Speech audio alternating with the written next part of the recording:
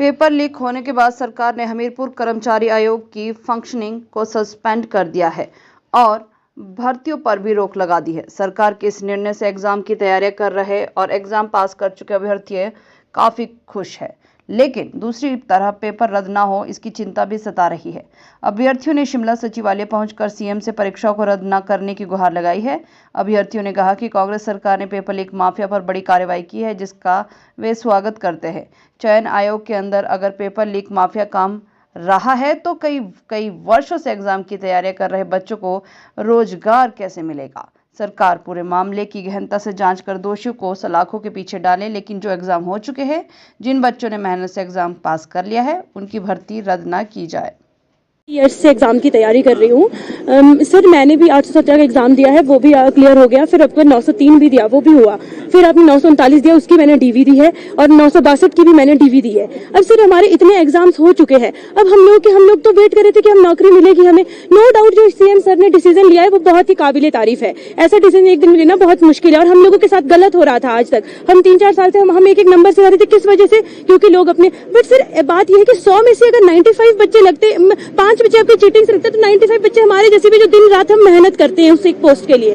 But अब अगर सारे एग्जाम्स यहाँ पे कैंसिल होते तो ये हमारे साथ बहुत गलत होगा सर। हमारे वो 3 साल वेस्ट। हम लोग नौकरी की तलाश कर रहे हैं, बट क्या हो रहा है, आज हमें रोड पे आना पड़ रहा है। तो सर हमारे लिए, हम लोग बिल्कुल भी नहीं चाहते कि हमारा कोई एग्जाम कैंसिल हो। एसआईटी वाले अपनी पूरी इन्वेस्टिगेशन करे, जल्दी से जल्दी करे, और हमारे सारे रिजल्ट्स भी आए, कोई भी एग्जाम हमारा कैंसिल ना हो। बस जब आपने सुना कि नकल हो रही थी, पेपर लीक हो रहे थे, तो आपको सुनकर थोड़ा आश्चर्य भी हुआ, थोड़ा धक्का भी लगा कि हम मेहनत क्यों कर रहे हैं? हाँ जी सर, हमें बस यही लगा कि हम मेहनत किस लिए पढ़ रहे हैं। हम एक नंबर से रहते हैं, हम किस लिए पढ़ रहे हैं, जब बच्चों ने ऐसे ही लगना है। जो लग रहे हैं हम लोग 80-80 नंबर आ रहे हैं, 80-80 नंबर वाले नौकरी में लग रहे हैं, हमारे 1-2 नंबर हमारे काम आते हैं, हम नहीं लग पा रहे हैं। 2-3 साल पहले तक 60 नंबर मेरिट जाती थी, अब आपकी डायरेक्ट 80 मार्क्स आपकी मेरिट जा रही है, अब 80 भी जा रही है। तो अब हमें पता चल रहा है कि आप 80 मार्क्स मेरिट क्यों जा रही है।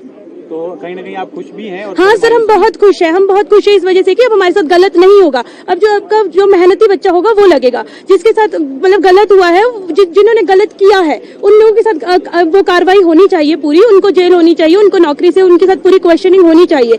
हमारे पेपर कैंसिल नहीं होने चाहिए, हमारे प्रॉपर रिजल्ट आने चाहिए। हमें बस एक वो मिल जाए दिलासा कि हमारा पेपर होंगे, हमारे रिजल्ट आएंगे। बाकी सीएम सर ने जो किया हम उसके पूरे सपोर्ट में है। So sir, they should be debarred for lifetime, and a particular action should be taken by government. और जिन्होंने एग्जाम निकाले हैं, ठीक है, हमारे को तैयारी करते इतना टाइम हो गया, अब हमने मेहनत करके एग्जाम निकाले हैं, ठीक है। अब अगर पूरे के पूरे एग्जाम को कैंसिल किया जाए, जैसे 817 की बात है, उसमें कम से कम 19,000 बच्चों ने आई थिंक टाइपिंग दिया हुआ है। अब 19,000 बच्चे, अब उन्होंने कुछ सोचा, पहले ही ये 3 साल से लटका हुआ है। अब वो बच्चे, उनका एक जिसको बोलते हैं मोरल भी डाउन होगा अगर पूरा का पूरा पेपर कैंसिल होता हो। आप मानते हैं कि बीजेपी सरकार की नाकामी रही?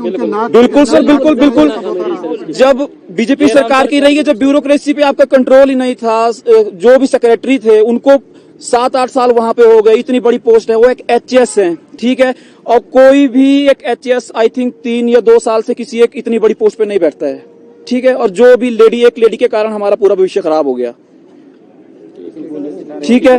अब उनके जो एक सपुत्र हैं, जो भी हैं, 2 हैं, वो बड़ी बड़ी पोस्टों पे लगे हुए हैं, ठीक है। वो 5-5 पेपरों में टॉप पर आ रहे हैं। आज मेरे को आई थिंक मैं 2018 के लगभग तैयारी करना स्टार्ट किया था मैंने, तो उस टाइम जो एग्जाम्स की मेरिट जाती थी तो बहुत कम जाती थी, क्योंकि फेयर थे एग्जाम। क्या आपको लगा